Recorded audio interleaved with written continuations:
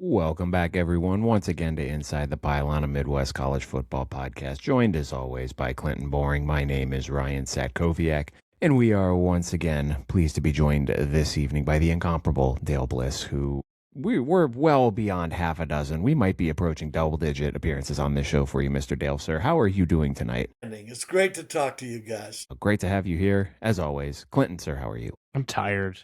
Other than that, I'm great same. because Christmas is next week. Got a full fun weekend of playing in the snow with the boys here. I have a quick fun story. We built like a little mini snow hill in the backyard. The last snow we had about a week ago, so it's kind of frozen over. Then we got the fresh snow, and the wife and the boys had each taken turns going down this little mini sled hill. So Dad thought he'd take a turn. Oh boy. Except Dad outweighs everybody by quite a bit. And I was up on the sled looking forward to going down, and I leaned back just slightly to then fall, not very far, but 4 feet straight onto my back onto the concrete. I was just amazed at how small the fall that was. It was hilarious, but it took the wind right out of me, and I felt it just dispersed through my whole back. And I'm like, okay, this is getting older, because in my 20s or teens, I think that doesn't even hurt. But it was a great weekend, a lot of snow. It's bitterly cold here, Dale. I don't know what it's like out in Oregon, but we were single digits today, 5 degrees when I drove into work this morning. So we're just soaking it up. It looks like Christmas here will be probably rainy next week, which is kind of disappointing for 2 little kids after we've had all this snow.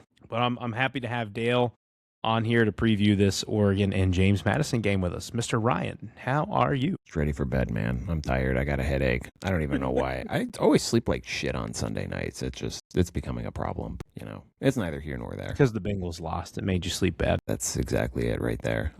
So this is going to be, I don't know how many, if we're going to do one of these for each of the 3 Big Ten teams that made it into the field, but we only have one Big Ten team playing this weekend because we have a weekend chock full of SEC nonsense. So we wanted to have Dale on here just to kind of recap the Duck season a little bit and then look ahead to the playoff, because I think this is a fascinating team to follow heading into the postseason. And this is how I kind of wanted to start the conversation here, Dale, is just to kind of get your thoughts on just the season overall for Oregon, because we're talking about the encore to a Big Ten title last year, and they were great again this year. 11-1, a fantastic year overall, number 5 in the country, but by virtue of the unbalanced league schedules and the Big Ten being so top heavy, they still finished 3rd in the league and they don't have a chance to defend their Big Ten title. So a great year overall, but you don't have the hardware yet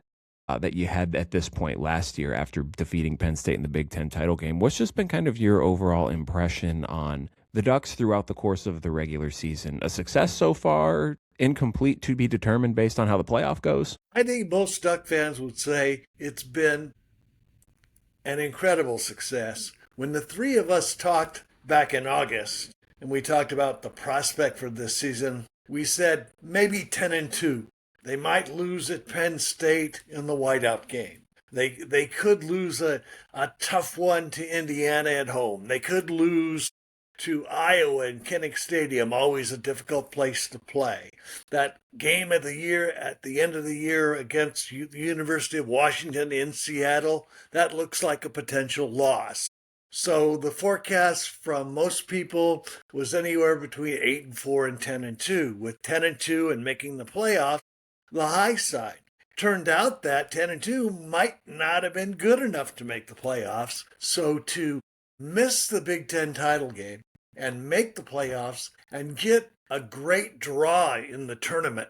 You know, Obviously there are no guaranteed wins. You got to earn every one.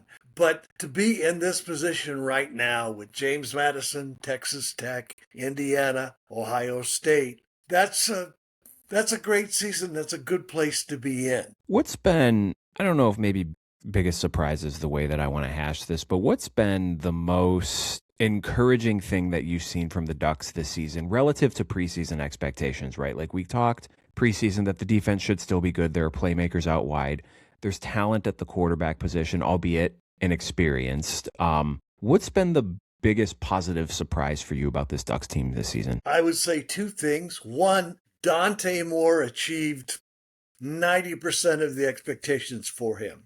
For him to come in his first year as a full-time starter and to play as well and consistently as he has, as well as he has in the clutch in big games and big moments, that was a fantastic development for the Ducks and Duck fans. The other would be defensively. We thought the defense might be good. The big question mark might be the young secondary, right? And Ife Obadegwu and Brandon Finney played way above the line in their first year, and Oregon had an exceptional pass defense. I think they limited opponents to, I don't even know what the number was, something like 132 yards a game. It was just fantastic, the development in that secondary. You provided us with the update with some breaking news prior to the show, but let the people know joining the show, Dale, tonight, the fun news you shared with us that has Duck Nation excited for this playoff moving forward. Dan Lanning, Will Stein, and the coaching staff at Oregon very closed-mouthed about injuries. The beat writers have been asking Lanning daily for an update on Decorian Moore, Evan Stewart, Gary Bryant Jr. They're three really good receivers that have been out for a number of weeks, Evan Stewart all year. Well, today they had a 15-minute open availability at practice. First 50 minutes, team was working out in shells, helmets and the light shoulder pads. And Moore, Stewart, and Bryant were all taking reps on the field, stretching with the team. Moore and Bryant fielded punts. So it looks like they may be able to go perhaps this weekend against James Madison or next in 9 days against Texas Tech if they're fortunate enough to win on Saturday. So those three guys look like they're near coming back for the Ducks. All that Lanning would say after practice was they're getting better every day. They're better today than they were yesterday. So that's as close to good to go as we're going to get from the coach. And then I have just two general questions here for the next part. One is about Dante Moore, and this isn't really relative to the playoff, Dale, but looking kind of to next year. You mentioned the season Mr. Moore has had this year. There's a lot of speculation. Dante's going to be a top 5 pick in this year's draft. What's the vibe around Duck Nation with him potentially coming back in 2026 or heading to the draft? And then number two, we'll save this because we'll get into the game breakdown. Let's just go with the Dante Moore question. All right. They asked Dante Moore himself today after practice, and he said, I don't know. The decision hasn't been made yet. And you're right. Mel Kiper says he's going number 1 overall. And in that case, you're talking about a $50 million contract with a $32 million signing bonus. Very difficult to turn that kind of generational wealth, that life-changing money down. And he can't really improve his draft stock by coming back. The only thing that he possibly could improve, he has something like 17 career starts as a college quarterback. The data, the history has shown guys with 20 or more starts with 2 full seasons at the college level do much better in the NFL and have a much greater chance of getting a second contract or being long-term starters in the league. You look at guys who have made the transition quickly, and some of those guys have not done well. Will Levis is a great example. You don't want that. Moore has really good people around him, his family, his agent, that just the decision to come to Oregon and take a back seat to Dylan Gabriel in a year apprenticeship to kind of reset his game showed a lot of maturity. And I'm sure he'll apply the same kind of decision-making to this next big decision. I'm kind of wondering, too, with him only saying the decision hasn't been made yet, how well the Ducks do in the playoff. I wonder if that has an impact on the overall decision. So far, Bear Alexander, one of the guys who could come back, has decided to come back for another year. And Duck fans are kind of hoping that maybe that's a domino effect or the first sign of several different guys deciding to return for another year. Right now, Alexander's is the only concrete out in public announcement. Does Evan Stewart have any eligibility left? I know this has been a medical season this year. Yes. Well, in fact, he's played 3 seasons. He's got a regular red shirt available if he wants to use it. And Ryan, you're absolutely right. He could apply for and get a medical red shirt very easily. because none of these games count towards eligibility. True. So he could play, like the Ducks could go. I mean, it wouldn't matter. Like, but let's say hypothetically he played the first game and then got hurt and then came back. He'd play all 4 games and it wouldn't count. Yes, that's right. It's not But a kind year of- of eligibility. But building off of what you just said there, Dale, about a deep playoff run, I'm not good at math, but if the Ducks win 2 games here, that would get Mr. Moore to 20 starts. Well, he had 5 at UCLA, and he's had 12 so far. Yeah, so in 18, 19, 20. Okay, I so can do you're that talking math. about you're talking about making it to the national championship game. Well, at least to the That'd semifinal. give him But 20 starts. yeah, he'll get the 20 starts. He has a nice little deep playoff run. But I think I agree with you. I think if he comes and he shows out in the playoffs, I think that's going to be too much to pass up in a quarterback weak class. And especially, like, you got to think next year, too, because you're going to have, at least off the top of my head, you're going to have likely Julian Sayin in that class. You're likely going to have CJ Carr in that class. It's already going to be a much more top-heavy quarterback class versus right now it's him and Fernando Mendoza. And that's kind of it. What do you think about Mendoza's chances at the next level? What do you think about him as an NFL quarterback?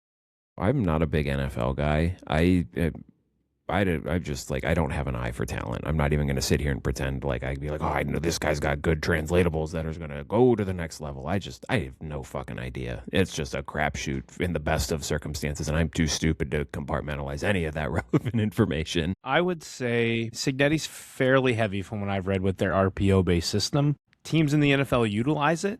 Not every team utilizes it. So I wonder, is Mendoza going to end up being more of a scheme dependent or like a team dependent? Like the right team's got to draft him for him to fit well. I'm unaware of what Cal ran when he was there. So it would be interesting to see him fit into or try to fit into a more pro style of offense. I know a lot of Browns fans are intrigued by Fernando Mendoza here in Ohio, and I know they have, it's time Shedeur Sanders right now, but it might be time for another quarterback by the end of the season for them. And so I'm just curious how well he translates from that. Dale, your thoughts? Well, also, he's listed at 6'5". Did you see any of these pictures from this weekend? Yeah. Like, Somebody's He lying wasn't about their very height. much taller than Jeremiah Love. no, Jeremiah Love is listed at 6 foot. What's Sayin listed at 6'1"? They all, like, him and Love look about the same height, and Mendoza's got like a half inch on them, if that. There's no way that boy is 6'5", unless they're all wearing platform shoes. I don't know. I could Diego be wrong. Pavia, man, sitting there 5'8", all of them.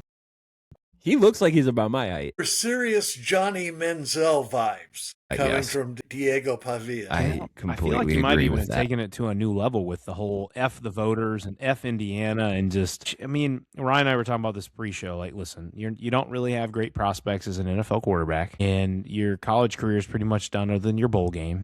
And in 2 to 3 years, you'll be selling cars in Nashville. So you got to show out now while you can, right? Now he's going to be a great Toronto Argonaut. He kind of fits in the Canadian Football League. Oh, for that sure. more mobile, the wider field. You can see him having a career there. Mhm. I don't know how popular he'd be in Toronto, but with that brash style of his. Send him out to the prairies. I bet they'd love him out there. You in know where he would go Saskatchewan. well? The WWE. There you Let's go. just send him there. No question. He's got heel written all over it. Absolutely. Now good the career move. thing about Mendoza is he's a baby face, right? yeah. Mhm. All the Mhm. way. And you kind of wonder, I have a lot of respect for the way he came to Indiana, embraced the system, embraced his teammates, gave them the credit, and had a fabulous season. But as an NFL quarterback, I kind of wonder about 2 things. One, I agree with Clinton. He's got to be in the right system with the right coach. He'd be perfect in Denver if Bo Nix wasn't already there. But for him to make it in the NFL, he's got to be with a team and a culture that are okay with this sort of Joe College personality. I remember when Joey Harrington went to the Lions. One of the things that wasn't a fit, obviously there were other problems, and he had some limitations going to the next level. But one of the troubles that he ran into is he had this sort of gun-ho Joe College mentality. And Mendoza has a lot of that, in the way he talks and the way he approaches things and the way he interacts with the media. And that, in some locker rooms, that would not work. Mhm. So I For just sure. kind of wonder how he'll fit and what adjustments he's able to make going to the next level. Definitely he's got some talent as a passer, and he really stands in there and throws the ball. Yeah, absolutely. So going forward to the game this weekend, Dale, before we kind of get into breaking down some of the matchups, just what has just the vibe around the state been with the Ducks getting the home playoff game? You know, they missed out on it last year because they were too good, you know, champagne problems, I guess. And if there is a benefit to maybe not getting a chance to defend your Big Ten title, it's that you get that home playoff game. And albeit it's against a G5 team, so maybe the atmosphere isn't going to be what it would be like if it was, you know, Oregon versus Alabama or Oregon versus Oklahoma. But we were there when they played Minnesota and it was still rocking. I have a hard time believing that they're not going to be Jack 2-11 for this game. Fans are juiced about the home playoff game. And the attitude out here is that the bye really didn't work for anybody. It wasn't an edge for anybody. And the teams that had that first round playoff game at home and got some momentum, they were the ones who really did well on the playoff. Ohio State took a team full of talent playing with a little bit of an angry attitude, and they went all the way. So the Ducks are hoping they can capture some of that energy. Autzen Stadium is going to be fired up for a home playoff game. National TV Saturday night. It will be at full decibel and full volume, and every seat in the house will be full all the way through shout. Now, if this game goes the way the odds makers have said, well, it might not stay full deep into the fourth quarter, but it'll definitely be excited at kickoff and a real advantage for the Ducks, a real challenge for the Dukes going across country and having to play in probably one of the more hostile environments of college football.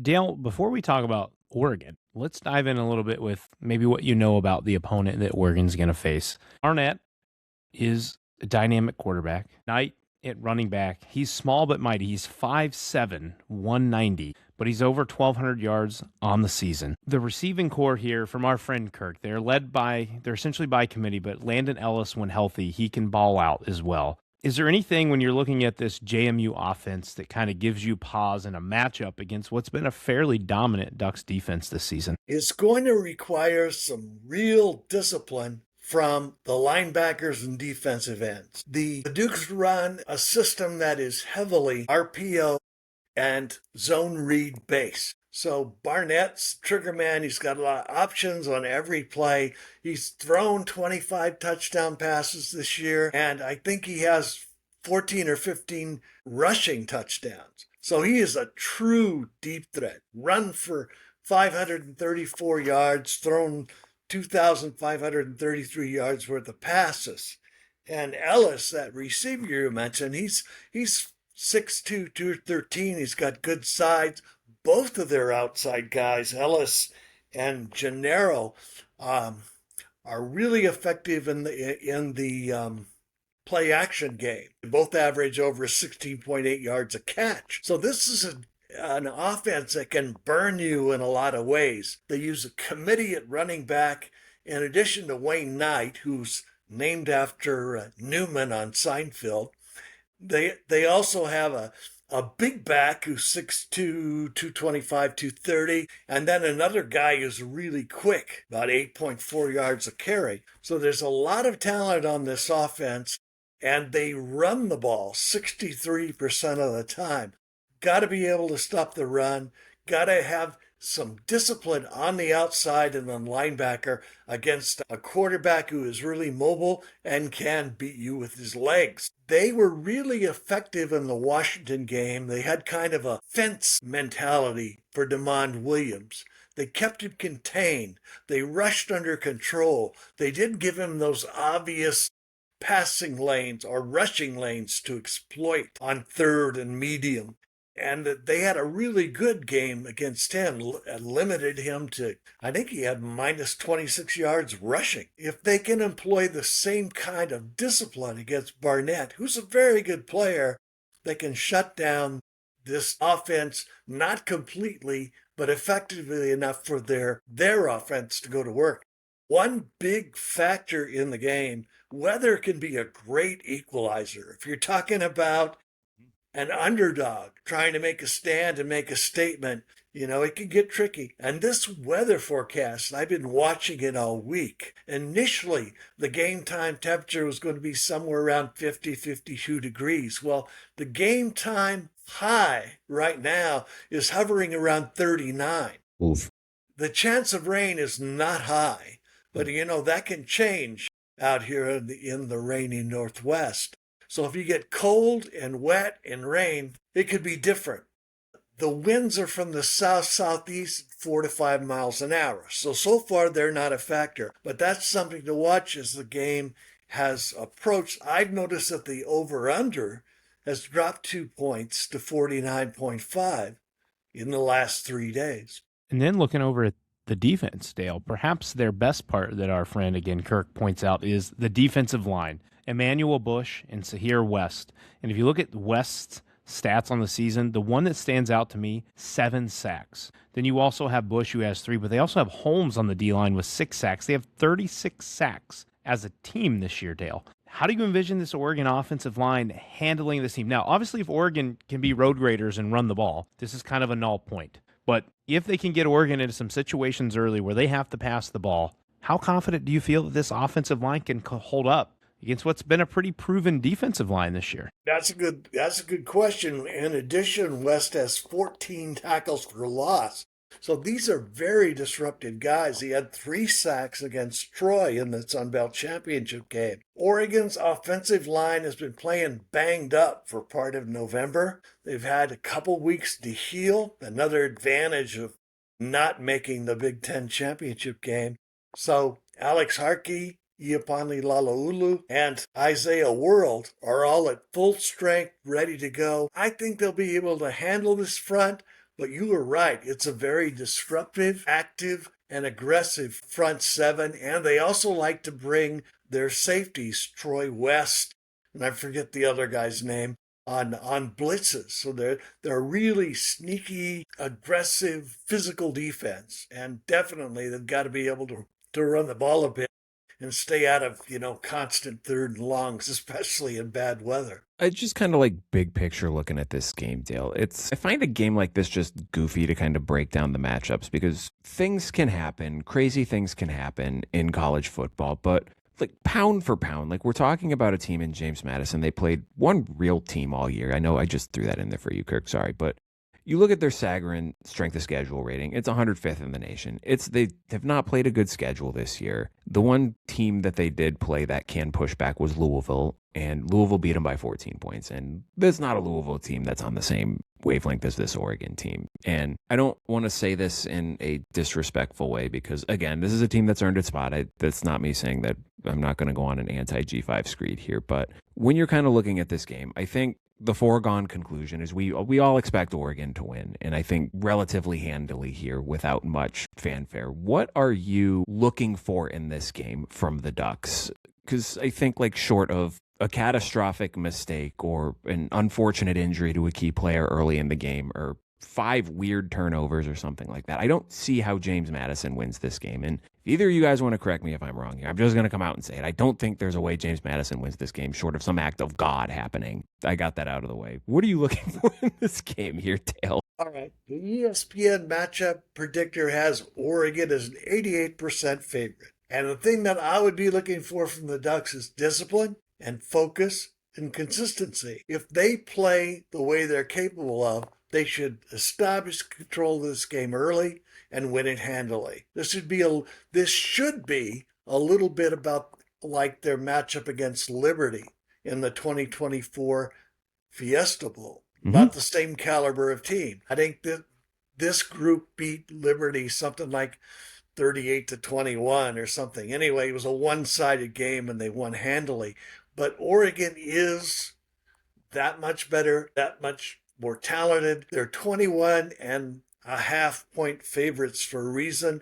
And as long as they play with attention and focus and discipline, they should win without any trouble. And then last one for me, just looking at this Ducks team in the playoff in general, what would constitute a successful playoff run for you here? Because they kind of find themselves in that weird Penn State spot of last year, right? Where Penn State gets SMU and Boise State, and they win both games. They should win both games. And then you get to the end of the season, and Penn State detractors are still sitting there saying, Well, you beat SMU and Boise State. Who cares? And I don't know that Oregon has even close to the same level of detractors, big picture that James Franklin had at this point a year ago. But it feels like kind of one of those things where if you beat James Madison, congratulations, you did what you were supposed to do. But then the real test starts against a stout Texas Tech defense that we were talking about a little bit pre-show. So just kind of from your viewpoint, what do you think the Ducks need to accomplish in this postseason for it to be considered a successful run? Putting you on the spot here.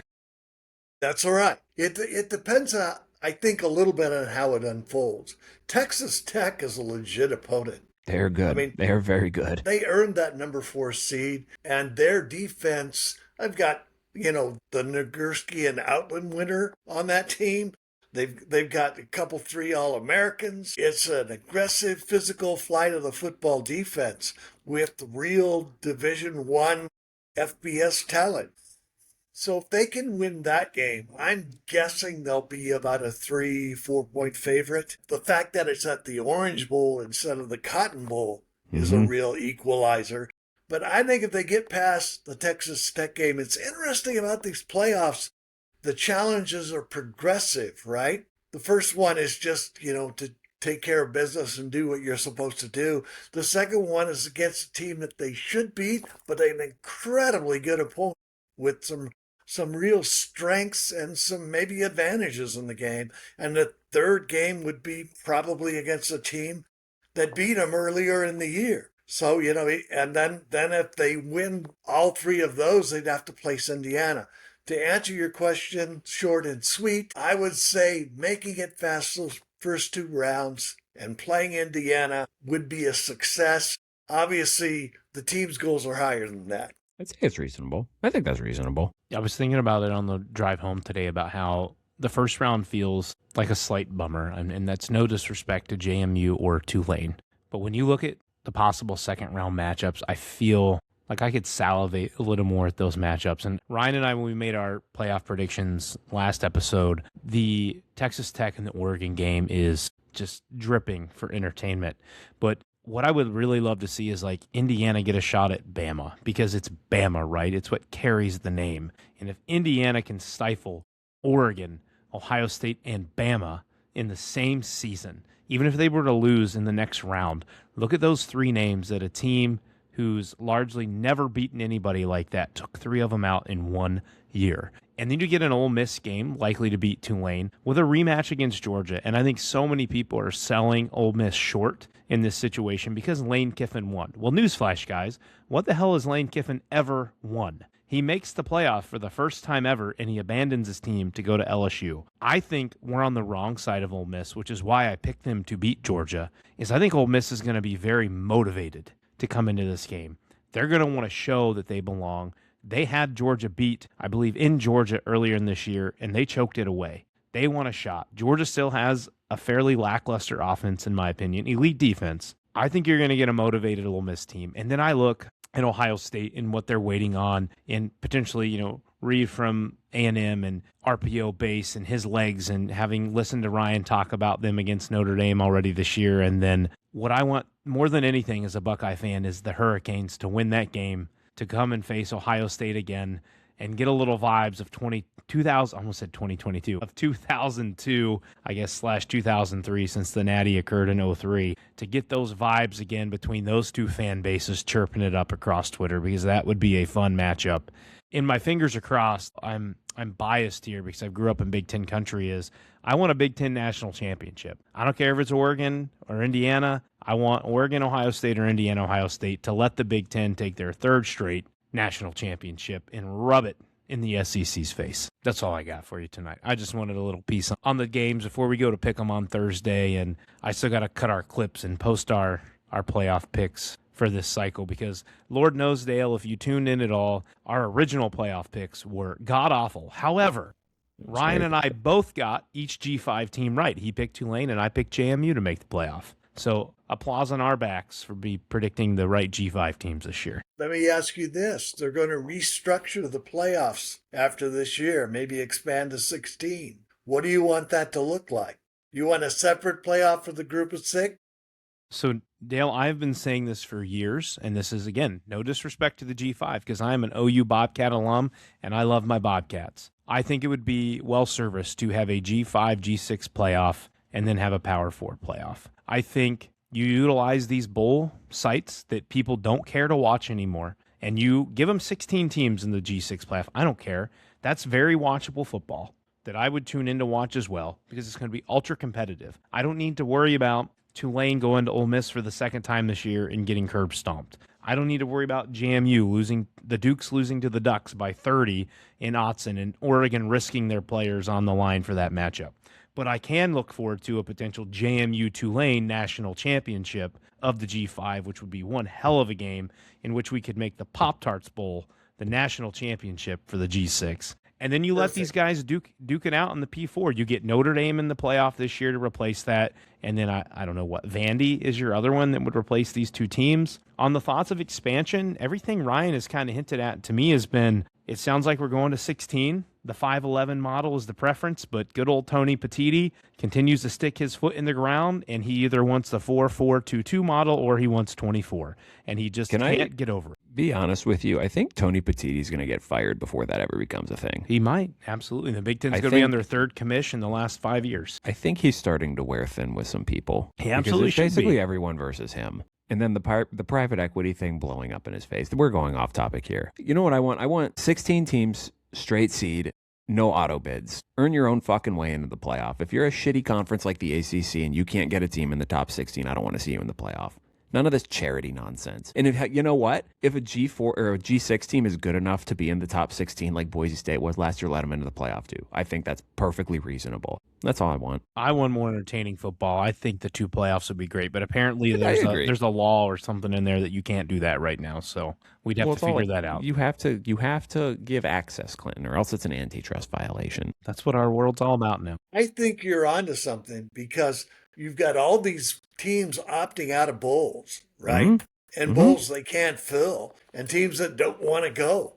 Well, the obvious solution is to, the G6 teams would love to have those destinations and games with something on the line and a chance to compete for something. And it just seems obvious to create that. It'd be great television, and it's way better than this diversity and inclusion playoffs, which don't work, which create matchups that waste everyone's time. Yeah, it's just, I don't know. I can't even conceptualize that there are playoff games on Saturday because I have no interest in watching the second two. It's like they're not going to be games. Yeah, I'm gonna do something else with my time. Yeah, sorry. I mean, I will be tuned in because it's Oregon and I want to see them play, but I can't promise you that if Oregon's up 28 points in the fourth quarter, I will probably turn it off. It's gonna be 28-3 at halftime, my dude.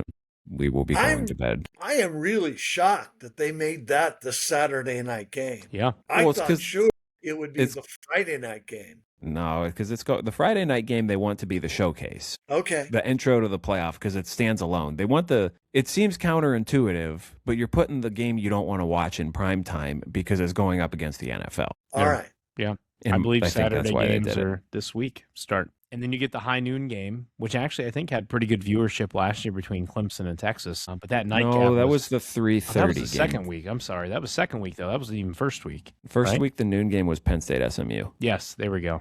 That's right. Negative 22-degree wind chill. Okay. Sorry. I'm excited. Dale, I hope you get to sit and watch and enjoy your Ducks. No offense, Kirk, again, because I know you're going to listen to this tomorrow. Ryan and I will make our pick. We've already made our picks. We each picked Oregon to win, but we'll pick with the spread on Thursday night, all of these games. Enjoy your Ducks on Saturday night. I hope they give you a great game. I hope everybody stays healthy because I think the Ducks might catch some of that Buckeye energy from last year and make a good run at this thing. I don't know if they have that much talent to complete that road, but they can definitely follow the same pattern. You didn't ask me for a prediction, but I'll give you one anyway because I had one ready. Oregon 35, James Madison 14. Okay. So the under and James Madison covers by the hook. Yep. That's always the hook that gets you. Well, Mr. Dale, thank you again for joining us this evening and imparting your wisdom and expertise on us. It's always a pleasure to have you, sir. I really appreciate it. Anytime, guys. Enjoy the playoffs and have a great Christmas time. You as well, Thank you, sir. Dale. And thanks Merry Christmas. everyone for joining us tonight. We'll be back with you guys 9 p.m. Eastern Time Thursday night for our official pick'em of the first round of the playoffs. See you guys.